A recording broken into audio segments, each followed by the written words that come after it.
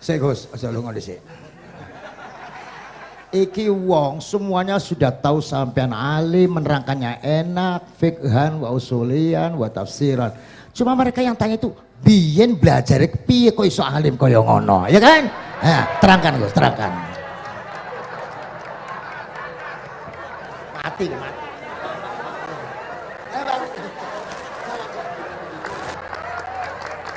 Setuju kan, setuju? Sila, asal dakaik.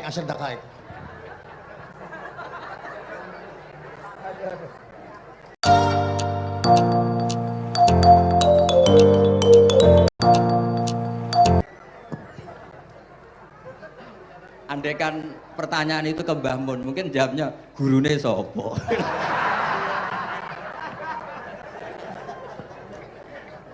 Tapi mungkin kalau ke mbah-mbah saya ya juga babanya nih Biha juga Mbak Abdul Aziz, mungkin putuku. Tapi kalau saya ingin cerita tentang saya paling ya, aku sregep. Yang jelas tuh dalika fadlu wa yu'ti apa? Mayas. Tapi gini, kalau ini menghormati bahasa saya ini, kalau ijazah begini, dulu Mbah Mun tuh sering cerita, juga bahasa kayak nak kepengen ngalim, ku sinau sedurunge ngaji. Ya, misalnya kamu ngaji takrib atau ngaji wahab sama Mbah Mun, kamu baca dulu. Sebelum ngaji. Nah, setelah dibaca, misalnya kamu baca rofa, kok Mbah Mun baca jer, kamu baca jer, Mbah Mun baca rofa, berarti goblok tulen. Karena semua teori Anda kok salah. Ya misalnya Mbah Mun baca wadakaro sopa al-musonifu, kamu baca wadakaro al-musonif. Berarti kan goblok banget itu. Ya kan ada cerita gitu, ada orang tuh nggak tahu betul, Gus maknanya lam tardiman itu apa? Lam tardiman. Dicari di kamus tuh udah ada, ternyata itu di khet lam tarodaman. Dia baca satu lam tardimannya dicari di kamus sampai hidup mati lagi agak ada. Nah, jadi kamu baca dulu, misalnya di bab khet lam taro nari ngali sopo mar'ah daman ing geteh. Ternyata ngaji Mbah Mun paginya jadi baca lam taro daman. Jadi kalau kamu malamnya baca lam tardiman loh kok. Jadi itu kata Dawe Mbah Mun mergo sorokan kabeh santriku ora mungkin. Carane ngecek kebenaran Anda yo maca sik. Nanti kalau kemiripannya 50% ya separuh alim. Kalau 70% ya serondo alim. Tapi nanti kalau kemiripannya sampai 100% dan berkali-kali, ya berarti kan sudah luar biasa. Jadi yang ngaji sama Ki Mustafa, Ki Niam, saya mohon santri-santri itu belajar dulu. Biar bisa ngecek nanti guru saya baca kayak apa. Podo salah ya Gus. Kenapa lah? Podo salah. Karena kiai itu kalau salah ya mau ngalah. Ini ceritanya Mbah Mun betul. Ada kiai nggak tahu apa kakean mergawe, kakean politik nggak tahu. Wal babi lan walang. Terus ada santri, kulo gak ada makna kok lawang. Ya walang sing lawang cung. Mau ngalah. Terus watini lan wit alu. Gurune maca alu. Kulo gak ada makna kok elo. Lah ya wit telu kena gua alu. Tapi saya menangi kiai itu kalah sama santri itu. Saroko nyolong sapa wong albedo tangi anduk. Terus gurunya kaget. Cung kok anduk, cung. Bareng didelok endok. Karena kalau pegon kan anduk sama endok itu podo ae. Ini ada podo. Tapi kiainya akhirnya kalah. Memangnya nyolong anduk boleh? Yo ora, cung, yo haram, yo podo ae kalau gitu nyolong. Nyolong endok ya haram, nyolong anduk haram. Lo cerita itu masyhur itu. Kalau cerita yang terkenal di Lirboyo itu kan ada santri dari Jakarta di kelas. Gurunya bilang Ja'a Zaidun, Zaid datang. Waro'a itu Zaidan, saya melihat. Si murid ini itu melihat pintu terus. Lama-lama gurunya itu tersinggung. Kamu diajari pelengahan nggak sopan. Habis Ustadz bohong. Lah kenapa bohong? Katanya Ja'a Zaidun, Ra'aitu Zaidan. Zaidnya mana?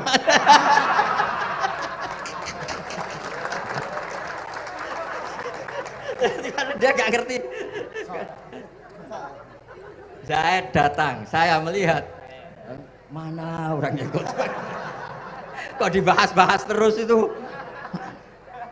Ya, jadi yang serius tadi kalau sampean ingin nguji kualitas Anda, makanya saya dulu itu pede baca kitab di depan Mbah Mun karena ya ngecek. Dan dulu itu Gus Zofur, Gus Kamil sebelum ngaji ya itu mesti sinau sama saya. Nanti ketika Mbah Mun baca tadi kalau kemiripannya kita 90% ya bagus. Syukur-syukur sampai 100. Dan itu terulang sampai Wahab Hatam, Jamul Jami' Hatam. Sehingga kita tahu. Jadi kalau diskusi kita kok salah ya tahu, kalau benar ya tahu. Kalau tahqiq ya tahu. Biasanya kalau tahqiq itu Mbah Mun karena takut nyalahkan kiai-kiai Jawa, kalau baca 2 kali, misalnya begini. Yasmalu, kadang diwaca Yasmilu ora apa-apa nggih Jawa wae gitu. Karena kalau kita memaksakan sampai benar seperti di kamus, kayaknya kalau kiai Jawa itu berat. Berat sekali. Dumeli bojo bolak-balik mesti ora goblok wis apik lah. Karena kalau baca tahqiq itu kan butuh kamus. Yang benar itu Yasmalu misalnya. Tapi kan populer juga orang baca Yasmilu. Saya tuh menangi loh, Kiai Jawa dulu baca Simai itu menangi, Masdar Simai. Lama-lama setelah banyak alumni Al-Azhar terus berdasar kamus, baca Samai semua sekarang. Saya menangi Kiai itu baca Dilalah. Lama-lama karena sekarang udah banyak punya kamus, baca Dalalah. Fa'alah. Jadi Kiai itu juga kadang-kadang keteror muridnya. Makanya Syekh Zakaria Al-Ansori itu pernah ditanya, kenapa engkau begitu alim alama sampai dilakopi Syekhul Islam? Kata beliau itu lucu jawabannya, karena saya ini orang yang sial. Saya dulu punya guru namanya Ibnu Hajar Al-Asqalani dan punya murid namanya Ibnu Hajar Al-Haytami. Kata beliau, dukik tu bena hajaro ini. Saya ini digebek 2 batu. Kalau mau ngaji takut saya minta ampun karena disuruh baca sama Ibnu Hajar Al-Asqalani. Kalau mau ngajar takutnya saya bukan main karena Ibnu Hajar Al-Haytami itu cerdasnya bukan main. Jadi kalau saya salah itu konangan. Akhirnya dia jadi orang sial tadi. Mau ngaji ya belajar, mau ngajar ya belajar.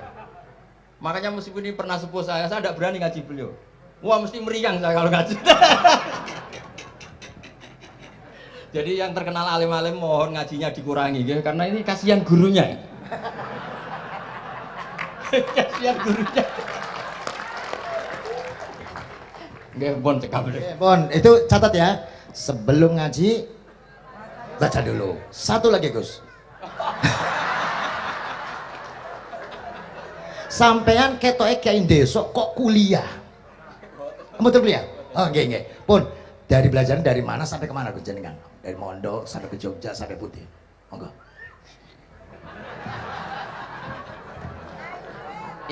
Ini karena sesuai kontrak, nggak boleh nyulaini janji sekali aja Sekali tak tekno Gus. Jadi sebetulnya kalau di ilmu, saya kan sering ketemu ahli geologi, ahli sosiologi. Sebetulnya di ilmu kita, saya kan lama di Jogja dan itu yang saya pakai juga ilmu zaman di pesantren. Misalnya sosiologi itu kan ada mukadimahnya Ibnu Khaldun. Itu kan teorinya luar biasa. Misalnya begini, kenapa Rasulullah itu harus dari suku Quraisy, suku yang sangat terhormat di Mekah? Itu secara teori sosiologi, bukan teori nubuah. Kata Ibnu Khaldun, Nabi itu mesti final dari kaum itu aneh. Saya ulang lagi, Nabi itu final dari kaum pasti aneh. Nah masa aneh-aneh ini ditoleransi oleh umatnya karena beliau dari suku yang terhormat. Coba kalau dia dari suku, beliau dari suku yang hina, pasti pas aneh-aneh langsung diadili. Ya kalau di NU lah, ndak Gus Dur kok bikin aneh-aneh di NU kan langsung tuntas. Tapi berhubung Gus Dur cucu Mbah Hasyim, orang itu mentoleransi, bahkan mengira jangan-jangan teori beliau lebih baik ketimbang kita. Nah makanya terus kata Ibnu Khaldun, ma ba'atsawu nabiyan ila fi manaatin min qaumin, tidak ada nabi diutus kecuali dari kaum terbaik supaya masa-masa transisi ini nggak ada perlawanan. Nah itu namanya sosiologi. Sehingga beliau ngendikan, ini versi tarikh bukan versi Ibnu Khaldun saja. Ketika sahabat disuruh hijrah karena disakiti orang kafir Quraisy, lah engkau sendiri ya Rasulullah, saya ini orang Quraisy, nggak akan ngalami yang seperti Anda alami. Nah itu namanya sosiologi. Begitu juga matematika. Saya sering ketemu pakar matematika dari UI, dari UGM. Misalnya bilang zakat kan 2,5% misalnya zakat tidak. Saya bilang kalau ngitung itu porogapit, padahal kita zaman sekolah porogapit itu pantangan. Tapi saya bilang, saya punya matematika lebih cepat. Apa itu Pak Bah? Kalau manggil saya Pak Bah. Kalau di kitab disebut rubu'ul usur apa? Jadi bertahap. Misalnya 1 juta, usurnya akan 100.000. Setelah 100.000 rubuknya 25.000. Itu kita tidak usah pakai catatan bisa. Nah itu matematika Arab. Makanya orang Arab tuh nggak bisa nulis, tapi matematikanya cepat karena bertahap. Misalnya 1 miliar ya cari aja usurnya 100 juta. Berarti rubuknya 25 juta. Berarti 2/5, 2,5-nya 1 miliar itu 25 juta. Tapi kalau orang Arab bilang itu rubul usur. Diusurkan dulu baru dirubuk. Misalnya 6. 2/3 6 berapa? Orang Arab bilang sulusan. 6 sulusnya 2. Sulus 2 kali berarti 4. Sama misalnya zakat zuro. Zakat zuro itu kan al-usyur sama nisful usyur. Berarti misalnya kalau tidak disirami, ya, tidak biaya, zakatnya itu 10%, berarti per 100, 10. Nah sekarang kalau 10 ini kan berarti 1/10. Lah nanti kalau disirami pakai biaya, namanya nisul usyur, berarti 5. Jadi orang Arab itu nggak mau langsung bilang 5, karena kalau 100 dibagi 5 itu jadi 5 itu mikirnya panjang. Jadi diusurkan dulu, terus nanti dibilangkan nisful usyur. Nah, jadi ilmu khazanah kita itu sudah luar biasa. Nah, itu makanya terus orang Arab kalau ngitung matematika itu udah usah tulisan, udah usah porogabit karena bertahap tadi. Jadi misalnya 2,5 bahasannya apa? Rubu'ul usyur. 1 miliar, usurnya berapa? 100. Rubuknya berapa? 25. Nah ini semoga buatan ngingkari janji. Wassalamualaikum warahmatullahi wabarakatuh. Matur. Sebetulnya masih ada satu lagi, cuma ampun. Beliau adalah sangat hafal dengan nu'util masyayikh. Artinya sebutan, kenapa Imam Ghazali itu Syekhul Islam, Hujjatul Islam, kenapa Imam Anu Syekhul Islam, kenapa Imam Anu, sahabat Anu, kok ada Saifullah, ada Asadullah, itu biar ahli sekali, karena ini belum tuntas, jadi ya berikutnya, insya Allah. Kita mentongakakan, ya Allah, moga-moga Gus Bah gelem kono dongan. Jajal, dongane Gus Bah karo dongan sampean mandi ndi kira-kira. Matur nuwun Gus, matur nuwun Sayyid, matur nuwun, sangat matur nuwun, sangat masya Allah. Niki jelas Gus Bah itu enteng, cepet, atau diterimanya ku, kenapa ceringnya keterangannya cepat, dan lain sebagainya cepat. Oh, enggak ada kayak yang jelimet.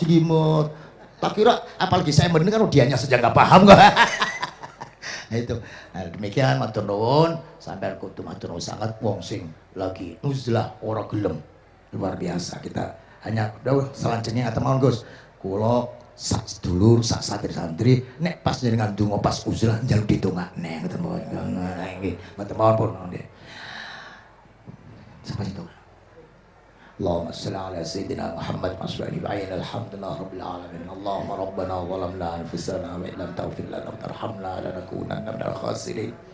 Allahumma ya Fattah ya khairal fatihin iftah qulubana washrah sudurana waj'al ulumana nafi'ah waj'al a'malana salihah waj'al dhurriyyatina thayyibah waj'al hayatana hayatan mutma'innah marzuqah salimah minal afat wal balaya rahmatika ya arhamar rahimin.